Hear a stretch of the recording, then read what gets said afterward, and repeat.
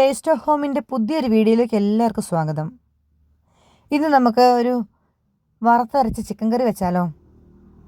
അതിന് വേണ്ടിയിട്ട് ഒരു 1.5 കിലോ ചിക്കനാണ് എടുത്തിരിക്കുന്നത്. അല്പം ഗ്രേവിയൊക്കെയുള്ള ഒരു അപ്പത്തിനും കപ്പയ്ക്കും ചോറിനൊക്കെ കഴിക്കാൻ കണക്കിന് ഒരു ഗ്രേവിയുള്ള ഒരു ചിക്കൻ കറി നമുക്ക് വെക്കാം.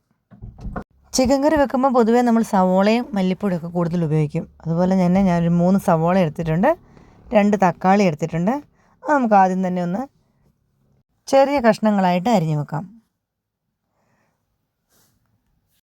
ഇനി നമുക്ക് മസാല ചൂടാക്കാൻ വേണ്ടിയിട്ട് ഒരു ചീനച്ചട്ടി ചൂടായി വരുമ്പം ഒരു വലിയ സ്പൂണിന് 3 സ്പൂണ് മല്ലിപ്പൊടി ഇട്ടു. ആ മല്ലിപ്പൊടി ഒന്ന് ചൂടായി റെഡിയായി വരുമ്പോഴത്തേക്കും ചെറു തീ തന്നെ ചൂടാക്കി എടുക്കണേ. മല്ലിപ്പൊടി നല്ലപോലെ കളറായതിന് ശേഷം മുളക് പൊടിയൊക്കെ ഇടാവുള്ളൂ, അല്ലെങ്കിൽ നമുക്ക് ചിക്കൻ കറിക്ക് ആവശ്യമുള്ള കളർ കിട്ടിയില്ല. പിന്നെ നമുക്കൊരു 1.5 സ്പൂണ് മുളക് പൊടി ഇട്ട് കൊടുക്കാം. ആ മുളക് പൊടി ഒന്ന് റെഡിയായി വരുമ്പോഴത്തേക്കും കുറച്ച് കുരുമുളക് അതിനകത്ത് ഇട്ടിട്ട് കൊടുക്കും. ആദ്യം കുരുമുളക് ഇട്ട് ചൂടാക്കിയാലും കുഴപ്പമില്ല, കുരുമുളക് ഒരുപാട് ചൂടാക്കി ഇടേണ്ട ആവശ്യമില്ലല്ലോ. അപ്പോൾ ആ ചെറിയൊരു ചൂട് മതി. അതൊന്ന് ചെറുതായി ചൂടായി കഴിയുമ്പോഴത്തേനും ഒരു 3/4 സ്പൂണോളം മഞ്ഞൾപ്പൊടി. ചിക്കനൊക്കെ മഞ്ഞൾപ്പൊടി ധാരാളം ചേർക്കുന്നത് നല്ലതാണേ. ഇതിനാവശ്യമുള്ള വെളുത്തുള്ളി, ഒരു വലിയ കുടം വെളുത്തുള്ളിയും ഒരു മുഴുത്ത കഷ്ണം ഇഞ്ചിയും ഒരു 4 പച്ചമുളകും കൂടെ നന്നായി കഴുകി വൃത്തിയാക്കിയിട്ട് മിക്സിയുടെ ചെറിയ ജാറിലിട്ടൊന്ന് ക്രഷ് ചെയ്തെടുക്കാം.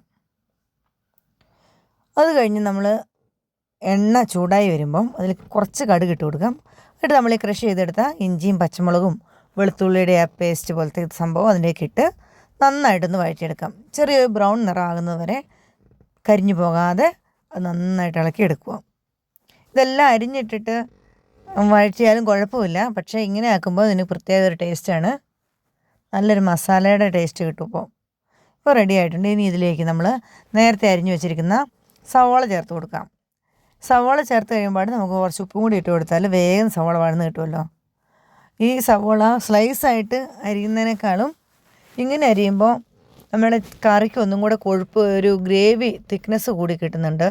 വേഗം ഒന്ന് വഴറ്റിയെടുക്കാനും പറ്റും. അതുകൊണ്ട് ഞാൻ ഇങ്ങനെയാണ് ഇവിടെ ഇപ്പോൾ ചേർക്കുന്നത്. ചിക്കൻ കറിക്കൊക്കെ ഏറ്റവും കൂടുതൽ ടേസ്റ്റ് കിട്ടുന്നത് ചെറിയുള്ളിയാണ് കേട്ടോ.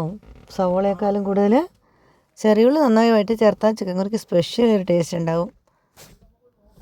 സവോള നന്നായിട്ട് വഴന്ന് വരുമ്പോഴത്തേക്ക് നമ്മൾ മുറിച്ച് വെച്ച തക്കാളി കൂടി ചേർത്ത് കൊടുക്കാം. തക്കാളി നന്നായിട്ട് വെന്തുടയണമെന്നുണ്ടെങ്കിൽ കുറച്ച് സമയത്തേന് അത് മൂടി വെച്ച് ഒന്ന് വഴറ്റിയെടുക്കണം. എങ്കിൽ മാത്രമേ വെന്തുടഞ്ഞ് കിട്ടുള്ളൂ. പിന്നെ കണ്ടമാനം പേസ്റ്റ് പോലെയൊന്നും ആകണ്ട. ചിക്കൻ വെന്ത് കഴിയുമ്പോഴത്തേക്കും തക്കാളിയും കൂടി അതിനോട് കൂടെ ചേർന്ന് അത് ഭയങ്കര നല്ലൊരു ടേസ്റ്റിൽ അവിടെ ഉണ്ടാവും. തക്കാളിയും സവോളയും എല്ലാം നന്നായി വഴന്ന് വരുമ്പോഴത്തേക്കും നമ്മൾ നേരത്തെ വറുത്ത് വെച്ചിരിക്കുന്ന മല്ലിയും മുളകും കുരുമുളകും മഞ്ഞൾപ്പൊടിയൊക്കെ ചേർത്ത് അത് നന്നായിട്ടൊന്ന് മിക്സിക്കകത്തിട്ട് അരച്ചെടുക്കാം. പിന്നെ നമ്മൾ ഗരം മസാല പൊടിയായിട്ടല്ല ചേർക്കുന്നതെങ്കിൽ ഈ മല്ലിപ്പൊടിയും മുളക് പൊടിയൊക്കെ ചൂടാക്കുമ്പം അതുകൂടെ ആദ്യം ഇട്ട് പട്ടയും ഗ്രാമ്പും ഏലക്കായൊക്കെ ഇട്ട് ചൂടാക്കിയിട്ട് അരയ്ക്കുന്നതായിരിക്കും നല്ലേ. പിന്നെ ഞാനിതിങ്ങനെ പൊടിച്ച് വെച്ചിട്ടുള്ളതുകൊണ്ട് ഈ ഗ്രേവി റെഡിയായി വന്നപ്പോഴത്തേനും ആവശ്യത്തിന് വെള്ളമൊക്കെ ഒഴിച്ച് നല്ല തിക്കായി വന്നപ്പോഴത്തേനും നമ്മുടെ ഗരം മസാല പൊടി കൂടി ഇട്ട് കൊടുത്തു.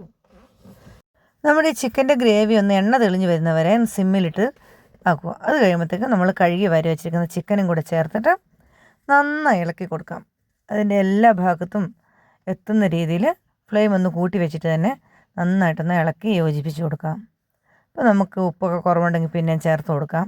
കരിയാപ്പിലയൊക്കെ ഇട്ട് കൊടുക്കണം. ഒരു 20 മിനിറ്റ് കൊണ്ട് നമ്മുടെ ചിക്കൻ കറി റെഡിയാകും.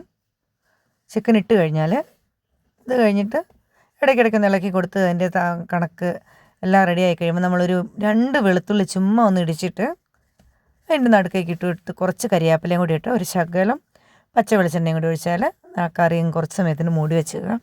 പിന്നെ നമ്മൾ തുറക്കുമ്പോഴത്തേക്കും നല്ലൊരു സ്മെല്ലും നല്ലൊരു ടേസ്റ്റും ഒക്കെ ആയിരിക്കും. അങ്ങനെ നമ്മുടെ രുചികരമായ കറി റെഡിയായിട്ടുണ്ട്. എല്ലാവരും ഇതൊന്ന് ട്രൈ ചെയ്ത് നോക്കണേ.